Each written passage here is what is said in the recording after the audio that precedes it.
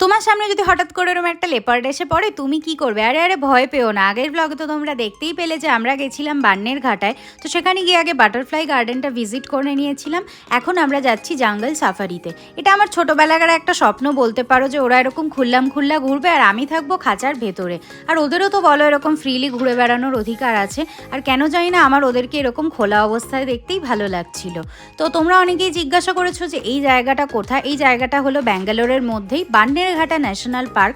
তোমরাও এখানে ভিজিট করতে পারো। আমরা যেহেতু 4 জন ছিলাম সেই জন্য আমরা একটা জিপ বুক করেছিলাম। তোমরা যদি সোলো আসো তাহলে বাসেরও ব্যবস্থা আছে।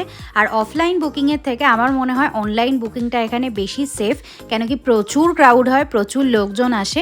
তো চোখের সামনে এরকম সুন্দর সুন্দর প্রাণী দেখে আমার তো মনটা একদম উৎফুল্লিত হয়ে যাচ্ছিল। মনে হচ্ছিল যে যাই একটু ওদের কাছে। তারপরেই আবার প্রাণে একটা ভয়ও কাজ করছিল। তো দেখা হচ্ছে সবার সাথে নেক্সট ব্লগে। সবাই ভালো থেকো, সুস্থ থেকো, টাটা।